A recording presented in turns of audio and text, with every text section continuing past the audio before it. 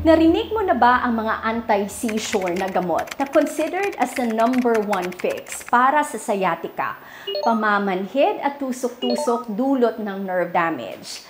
Ang mga gamot na ito ay hailed sa kanilang benefits para maibsan ang pamamanhid at tusok-tusok dulot ng neuropathy. Pero may nakatago at may kaakibat palang surprising side effects. Sa bidyong ito ay pag-uusapan natin ang gabapentin at pregabalin.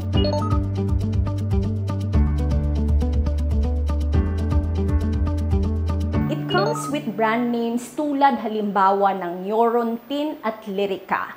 Gaano nga ba ito ka-effective in managing nerve pain? Ano ang usual dosage? Ano ang posibleng side effects at ano ba ang pwede mong gawin if hindi ito gagana para sa iyo? Should this be your #1 fix too? Magandang araw po, Doc Sherry po, Doctor of Physical Therapy, nagtuturo sa inyo ng practical health tips at home exercise programs na tiyak na makaka-benefit sa iyo.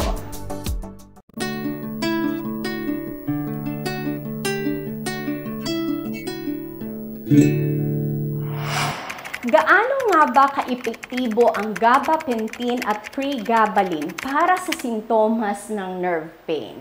Ang mga pag-aaral na na-validate ng American Neurology Association ay nagpapakita na pwede kang maka-experience ng moderate to significant na improvement sa iyong sintomas gamit ang mga gamot na ito. In cases of nerve damage na cause ng sciatica or pagkaipit ng nerve sa iyong spine or dahil sa diabetic neuropathy. Pero may mga pag-aaral din na nagpapakita na it can only give you moderate to low improvement sa iyong sintomas if ang cause ay dahil sa phantom limb pain, the type of pain na nararanasan after an amputation. Now, here is where it gets interesting. Dahil although it can help many, it doesn't mean that it will work for everyone. And this should raise a question. Is this really the #1 fix for you or just one of your possible treatment options? When can you expect improvement sa iyong sintomas? This depends per patient po on the severity of nerve damage. Para sa iba, pwede sila makaranas ng improvement sa kanilang sintomas sa loob ng ilang linggo. For others, they can experience relief from their symptoms after a couple of months. Ang paggamit at pag-inom ng mga gamot na ito, it entails patience in your end. Pero if ito ay makakatulong para sa iyo, this can be worth your time. But this would raise another question as well. Ang mahaba bang pag-inom sa mga gamot na ito can also increase your risk sa mga side effects. Ano ang usual dosage? Ang pag-inom ng pregabalin at gabapentin is not a one-size-fits-all. Ang iyong doctor po ay magreseta sa iyo ng pinakamababang dose. And usually, it is started with 300 mg. Ang maximum dose po, halimbawa, ng gabapentin is 3,600 mg per day. But this is not given to everybody. In fact, 1,200 mg po ay nakita sa maraming pag-aaral na ito po ay enough na para makarelieve ng sintomas ng neuropathy. Ang pag-inom ng gamot na ito is monitored by your doctor to find a sweet spot between efficacy and ang possible na side effects na pwede mong maranasan. Ano-ano nga ba ang documented side effects? Ang gabapentin po at pregabalin ay documented na to give side effects tulad ng pagkahilo, fatigue or mabilis na pagkapagod at usually ang parating pagkaantok or drowsiness. Ang long-term na side effects naman ng mga gamot na ito would include memory loss, mood swing, and even dependence. Ang mga side effects na ito ay hindi masyado binibigyan pansin. But if you're going to look at it closely, it can impact po your quality of life. If paired with opioids, this can cause respiratory distress. Nahihirapang huminga and in rare cases, this can lead to death. Kaya naman hindi mo mabibili ng over-the-counter ang mga gamot na ito.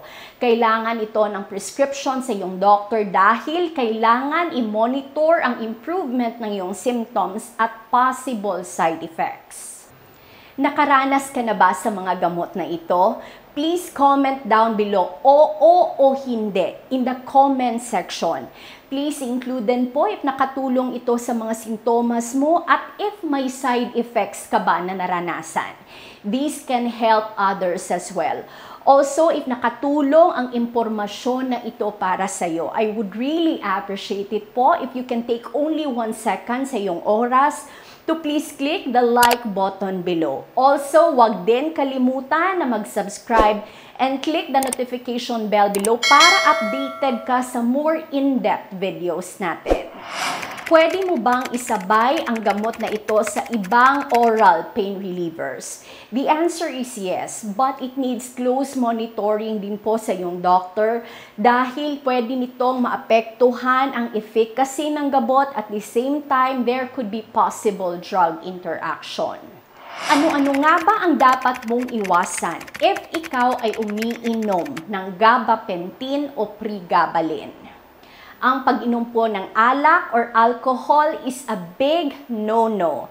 This can increase drowsiness. Kaya naman hindi po recommended that you include activities which needs full mental concentration, such as driving, which is kung hindi mo pa alam kung ano talaga ang epekto ng gamot para sa iyo. This will include your safety. But don't worry po dahil over time, mag-a-adjust naman ang body mo sa mga side effects na ito. Ano-ano nga ba ang pwede mong gawin if hindi gagana ang gamot na ito para sa iyo? If hindi maibsan ang iyong sintomas sa paggamit o pag-inom ng pregabalin at gabapentin, you have other alternative treatment options po. You can have vitamins. Vitamins na makasupport with nerve health and would help with nerve repair. If gusto mong malaman ang 7 uri ng vitamins which have been documented in clinical studies para makatulong na maibsan ang sintomas ng nerve damage, meron tayong video dito. I-check mo ito mamaya. Physical therapy po can also help you.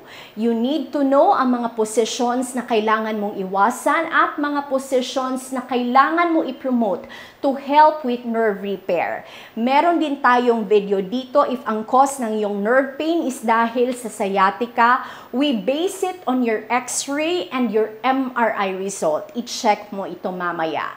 Pwede ka din gumamit ng topical pain gel and cream. Ingredients na nag-contain tulad halimbawa ng capsaicin at Arnica montana extract. Wala pong masama sa pag-inom ng mga gamot na ito. Pwede ito makatulong sa iyo, but you still need to be educated and informed sa mga posibleng nakaakibat na side effects. Ang oras mo na ginugugol to learn more about your health, it is not time wasted po. Dahil at the end of the day, health is your biggest wealth. If nakaabot ka hanggang sa dulo ng video, please comment "heal" in the comment section below. Maraming salamat po sa panunood. I will see you on our next video. Hi, Doc Cherry po, Doctor of Physical Therapy. Good news sa mga nandito sa Pilipinas, available na po ang Be-Freeze Fragrant Cooling Gel.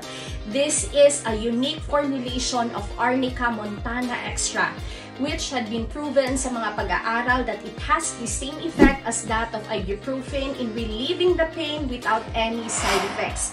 Napakaganda po nito for muscle, joint, and even arthritis pain. A little goes a long way. Ipahid mo lang ang konting amount 2 times a day and you can really see and feel the difference. This one is already available for national shipping through Shopee and with cash on delivery option. This is a unique formulation. It is non-greasy and it is fragrant. Pwedeng-pwede mo ito magamit sa iyong opisina dahil it really smells that good. Try Be-Freeze Fragrant Cooling Gel and see for yourself the difference. God bless you po.